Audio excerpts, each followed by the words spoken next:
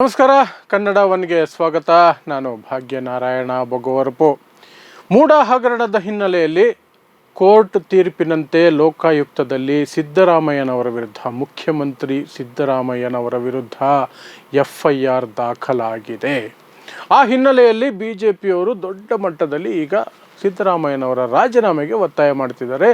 ನೈತಿಕತೆಯೇ ಇಲ್ಲ ಮುಖ್ಯಮಂತ್ರಿಯಾಗಿ ಉಳಿಯೋದಕ್ಕೆ ಅಂತ. ಅದಕ್ಕೆ ಪ್ರತಿಯಾಗಿ ಸಿದ್ದರಾಮಯ್ಯನವರು ಯಾವುದೇ ಕಾರಣಕ್ಕೂ ರಾಜೀನಾಮೆ ಕೊಡುವ ಪ್ರಶ್ನೆಯೇ ಇಲ್ಲ. ಯಾಕೆಂದರೆ ಯಾವ ಆರೋಪನೂ ಸಾಬೀತಾಗಿಲ್ಲ, ಚಾರ್ಜ್ ಶೀಟ್ ಸಹ ಸಲ್ಲಿಕೆಯಾಗಿಲ್ಲ, ಕೇವಲ FIR ಆಗಿದೆ ಅಂತ. ಮತ್ತು ಇದೆಲ್ಲವೂ ಸಹ ರಾಜಕೀಯ ಪ್ರೇರಿತ ಕುತಂತ್ರ, BJPಯ ಕುತಂತ್ರ. ಹಾಗಾಗಿ ನಾನು ರಾಜೀನಾಮೆ ಕೊಡೋದಿಲ್ಲ ಅಂತ ಸಿದ್ದರಾಮಯ್ಯನವರು ಹೇಳ್ತಿದ್ದಾರೆ. ಅವರ ಹೇಳಿಕೆ ಬೇರೆ ಕಡೆ, FIR ಇನ್ನೊಂದು ಕಡೆ.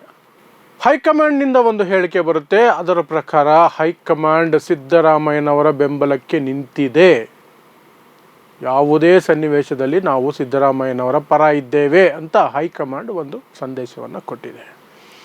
ಇದೆಲ್ಲದರ ನಡುವೆ ಸಿದ್ದರಾಮಯ್ಯನವರ ಹೇಳಿಕೆ, BJPಯವರ ಹೋರಾಟ, ಹೈಕಮಾಂಡ್ನ ಹೇಳಿಕೆಯ ಸುತ್ತ ಇದೆಲ್ಲಕ್ಕಿಂತ ಬಹಳ ಭಿನ್ನವಾಗಿ ನೋಡಬಹುದಾದಂಥ ಒಂದು ಹೇಳಿಕೆ ಅಂದರೆ AICC ಪ್ರೆಸಿಡೆಂಟ್, ಕಾಂಗ್ರೆಸ್ ಪಕ್ಷದ ರಾಷ್ಟ್ರೀಯ ಅಧ್ಯಕ್ಷರಾದಂತಹ ಮಲ್ಲಿಕಾರ್ಜುನ ಖರ್ಗೆ ಅವರು ಕೊಟ್ಟಿರುವಂತಹ ಹೇಳಿಕೆ.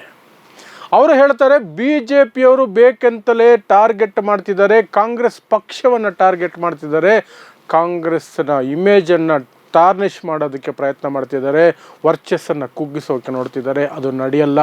ಇದು ಒಂದು ವ್ಯಕ್ತಿಯ ವಿಚಾರ ಅಲ್ಲ, ಇದು ಒಂದು ಪಕ್ಷದ ವಿಚಾರ. ಸಿದ್ದರಾಮಯ್ಯ ಇವತ್ತಿರ್ತಾರೆ, ನಾಳೆ ಹೋಗ್ತಾರೆ, ಆದರೆ ಪಕ್ಷ ಶಾಶ್ವತವಾಗಿ ಇರುತ್ತೆ. ಅದರ ಮೇಲೆ ದಾಳಿಯನ್ನು ಸಹಿಸೋದಿಲ್ಲ ಅನ್ನುವಂತಹ ಮಾತುಗಳನ್ನು ಖರ್ಗೆ ಅವರು ಹೇಳ್ತಿದ್ದಾರೆ. ಅದರ ಜೊತೆಗೆ ಸಿದ್ದರಾಮಯ್ಯನವರು ಹೇಳ್ದಂಗೆ ಇದು ಇನ್ನೂ ಸಹ ಕೇವಲ FIR, ಅದು ಕೂಡ ರಾಜಕೀಯ ಪ್ರೇರಿತವಾಗಿ ಆಗಿರುವಂತಹ ಪ್ರಕರಣ.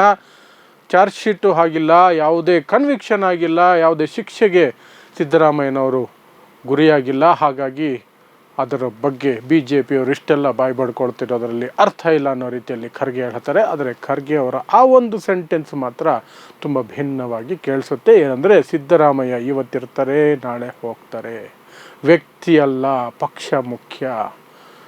ವ್ಯಕ್ತಿ ಇವತ್ತಿರ್ತಾರೆ, ನಾಳೆ ಹೋಗ್ತಾರೆ ಅನ್ನುವಂಥ ಹೇಳಿಕೆಯನ್ನು ಖರ್ಗೆ ಅವರು ಕೊಟ್ಟಿದ್ದಾರೆ. ಸೊ ಇದನ್ನು ಯಾವ ರೀತಿ ನೋಡೋದು? ಖರ್ಗೆ ಅವರು ಮಾತನಾಡುವ ಭರದಲ್ಲಿ ಪಕ್ಷ ನಮಗೆ ಮುಖ್ಯ, ವ್ಯಕ್ತಿ ಅಲ್ಲ, ವ್ಯಕ್ತಿಗಳ ಮೇಲೆ ಆರೋಪಗಳು ಬಂದರೂ ಸಹ ಪಕ್ಷವನ್ನು ಟಾರ್ಗೆಟ್ ಮಾಡೋದು ತಪ್ಪಾಗತ್ತೆ ಅನ್ನೋ ರೀತಿಯಲ್ಲಿ ಮಾತಾಡಿದ್ರ, ಅಥವಾ ಸಿದ್ದರಾಮಯ್ಯನವರು ರಾಜೀನಾಮೆ ಕೊಡಬಹುದಾದಂತಹ ಸನ್ನಿವೇಶ ಬರುತ್ತೆ ಅನ್ನುವಂತಹ ಸೂಚನೆಯನ್ನು ಖರ್ಗೆ ಅವರು ಕೊಟ್ಟಿದ್ದಾರಾ ಅನ್ನೋದನ್ನು ನಾವಿಲ್ಲಿ ನೋಡಬೇಕಾಗತ್ತೆ. ಸೊ ಎಲ್ಲ ಪ್ರಕರಣವನ್ನು ನೋಡಿದಾಗ ಹೈಕಮಾಂಡ್ ಸಿದ್ದರಾಮಯ್ಯನವರ ಪರವಾಗಿ ನಿಂತಿರೋದನ್ನು ನೋಡಿದಾಗ ಖರ್ಗೆ ಅವರು ಕೊಟ್ಟಿರುವ ಹೇಳಿಕೆಯನ್ನು ಗೋಧಿ ಮಾಧ್ಯಮಗಳು ತಿರುಚ್ತಾ ಇದೆ ಅನ್ನುವಂಥ ಅನುಮಾನ ಬರುತ್ತೆ. ಯಾಕೆಂದರೆ ವ್ಯಕ್ತಿ ಇವತ್ತಿರ್ತಾರೆ, ನಾಳೆ ಹೋಗ್ತಾರೆ ಅನ್ನುವಂತಹ ಹೇಳಿಕೆಯನ್ನು ಸಿದ್ದರಾಮಯ್ಯವರು ರಾಜೀನಾಮೆ ಕೊಟ್ಟು ನಾಳೆ ಹೋಗಬೇಕಾಗತ್ತೆ ಅನ್ನೋ ರೀತಿಯಲ್ಲಿ ಬಿಂಬಿಸಲಾಗ್ತಿದೆ. ಆದರೆ ಹೈಕಮಾಂಡ್ ಬೇರೆ ಏನೂ ಅಲ್ಲ, ಖರ್ಗೆ ಅವರೇ ಹೈಕಮಾಂಡ್.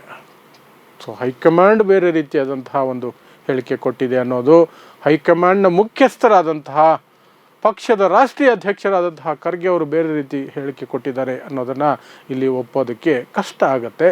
ಸೊ ಹಾಗಾಗಿ ಖರ್ಗೆ ಅವರು ಮಾತಿನ ಭರದಲ್ಲಿ ಅಥವಾ ಹೇಳುವ ರೀತಿಯಲ್ಲಿ ವ್ಯಕ್ತಿ ಮುಖ್ಯ ಅಲ್ಲ, ವ್ಯಕ್ತಿ ಇವತ್ತಿರ್ತಾರೆ, ನಾಳೆ ಹೋಗ್ತಾರೆ, ಆದರೆ BJPಯವರು ನಮ್ಮ ಪಕ್ಷವನ್ನು ಟಾರ್ಗೆಟ್ ಮಾಡ್ತಿದ್ದಾರೆ ಅನ್ನುವ ಲೆಕ್ಕದಲ್ಲಿ ಹೇಳಿರಬಹುದಾದಂತಹ ಸಾಧ್ಯತೆಗಳೇ ಹೆಚ್ಚಿರ್ತವೆ. ಏನೇ ಇರಲಿ, ಈ ಪ್ರಕರಣದಲ್ಲಿ FIR ಆದ ಮೇಲೆ BJPಯವರಿಗೆ ದೊಡ್ಡ ಅಸ್ತ್ರ ಸಿಕ್ಕ ಹಾಗಿದೆ. BJP ದಿನ ಬೆಳಗಾದರೆ ಇದನ್ನು ಮುಂದಿಟ್ಕೊಂಡು, ನೈತಿಕತೆಯ ಪ್ರಶ್ನೆ ಮುಂದಿಟ್ಕೊಂಡು ದೊಡ್ಡ ಮಟ್ಟದಲ್ಲಿ ಹೋರಾಟ ಮಾಡುತ್ತೆ. ಸಿದ್ದರಾಮಯ್ಯನವರು ಹೋಗಲೇಬೇಕು ಅನ್ನೋದಕ್ಕೆ ಅದು ಪ್ರಯತ್ನ ಮಾಡುತ್ತೆ. ಈ ಕಡೆ ಕಾಂಗ್ರೆಸ್ ಯಾವ ರೀತಿ ಅದನ್ನು ಕೌಂಟರ್ ಮಾಡುತ್ತೆ, ಸಿದ್ದರಾಮಯ್ಯನವರು ಏನೆಲ್ಲ ರಣತಂತ್ರಗಳನ್ನು ಹೂಡ್ತಾರೆ, ಮುಂದಿನ ದಿನಗಳಲ್ಲಿ ಏನೆಲ್ಲ ಬೆಳವಣಿಗೆಗಳಾಗುತ್ತೆ ಅನ್ನೋದನ್ನು ನಿಮಗೆ ನಿರಂತರವಾಗಿ ಆಗಾಗ ಅಪ್ಡೇಟ್ ಮಾಡ್ತಾನೆ ಇರ್ತೀವಿ. ನೋಡ್ತಾ ಇರಿ ಸಮಾಜಕ್ಕಾಗಿ ಕನ್ನಡ ಒನ್ ನ್ಯೂಸ್. ನಮಸ್ಕಾರ.